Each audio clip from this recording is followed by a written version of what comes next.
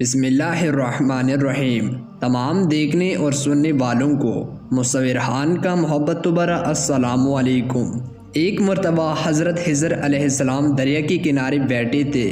اتنے میں کسی سائل نے آپ سے آ کر سوال کیا کہ میں آپ سے اللہ کے واسطے سوال کرتا ہوں، مجھے عنایت فرمائے۔ یہ سن کر آپ پر بے ہوشی طاری ہو گئی۔ جب کچھ ہوش ہوا تو فرمانے لگے، بھائی میں تو صرف اپنی جان اور مال کا مالک ہوں، تم نے مجھ سے اللہ کے واسطے سوال کیا ہے، لہٰذا میں اپنی جان اور ذات تمہارے حوالے کرتا ہوں، تم جس طرح چاہو اس کو استعمال میں لاؤ، بازار میں فروخت کر کے اس کی قیمت سے فائدہ اٹھاؤ۔ چنانچہ سائل نے حضرت خضر علیہ السلام کو بازار لے گیا اور ایک شخص سحامہ بن ارقام کے ہاتھوں فروخت کر دیا۔ یہ خریدار ان کو اپنے گھر لے گیا جس کی پشت پر اس کا ایک باغ تھا۔ چنانچہ سحامہ نے حضرت خضر علیہ السلام کو ایک کدال دے کر کہا، اس سامنے والی پہاڑ کو جو 3 مربع میل میں واقع تھا مٹی کاٹ کاٹ کر باغ میں ڈالتے رہو۔ یہ حکم دے کر سحامہ اپنی ضرورت سے کہیں چلا گیا۔ حضرت خضر علیہ السلام مٹی کاٹ کاٹ کر باغ میں ڈالنے لگا۔ جب سحامہ واپس آیا تو اس نے گھر والوں سے دریافت کیا کہ تم نے غلام کو کھانا کھلایا بھی ہے یا نہیں؟ گھر والوں نے جواب دیا کہ ہمیں معلوم نہیں کہ غلام کہاں ہے۔ یہ سن کر جب سحامہ خود کھانا لا کر باغ میں آیا تو دیکھا کہ وہ غلام یعنی حضرت خضر علیہ السلام تمام پہاڑ کی مٹی کاٹ کر باغ میں ڈال چکے تھے اور اب کام سے فارغ ہو کر اپنے حقیقی مولا کی عبادت میں مصروف تھے۔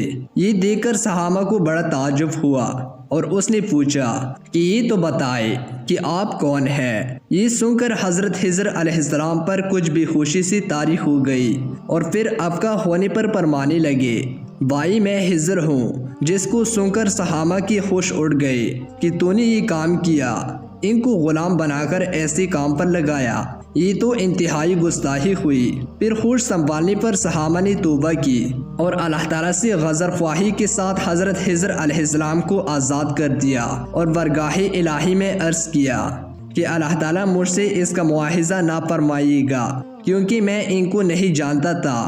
اور اس کے بعد حضرت خضر علیہ السلام نے دعا فرمائی اور سجدہ شکر بجا لایا کہ اے پروردگار کہ میں تیرے ہی حق میں غلام بنا اور تیرے ہی حق میں آزاد ہوا، اس پر تیرا شکر گزار ہوں۔ بعد از واپسی کی اجازت لے کر جب دریا پر واپس آیا تو دیکھا کہ ایک شخص کھڑا دعا کر رہا ہے کہ اے پروردگار حضرت خضر علیہ السلام کو غلامی سے رہائی عطا فرما دے اور ان کی توبہ قبول فرما لے۔ حضرت خضر علیہ السلام نے یہ دیکھ کر اس شخص سے دریافت کیا کہ آخر آپ کون ہو؟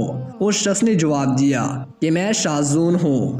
آپ علیہ السلام نے عرض کیا میں خضر ہوں۔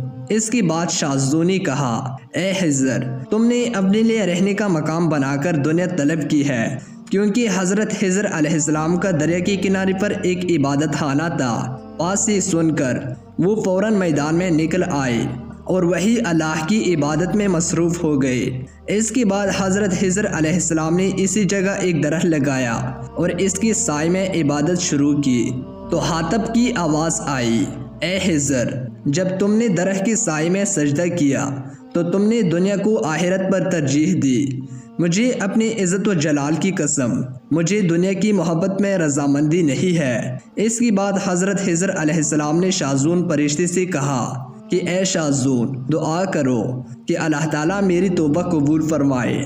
چنانچہ شاذون نے دعا کی اور اللہ تعالیٰ نے شاذون کی دعا کی ببرکت حضرت خضر علیہ السلام کی توبہ قبول فرمائی۔ اللہ تعالیٰ سے دعا کرتے ہیں کہ اللہ تعالیٰ ہمیں دین کو سمجھنے اور اچھی کام کرنے کی توفیق عطا فرمائے، آمین یا رب العالمین۔ اللہ تعالیٰ آپ سب کا حامی و ناصر۔ والسلام۔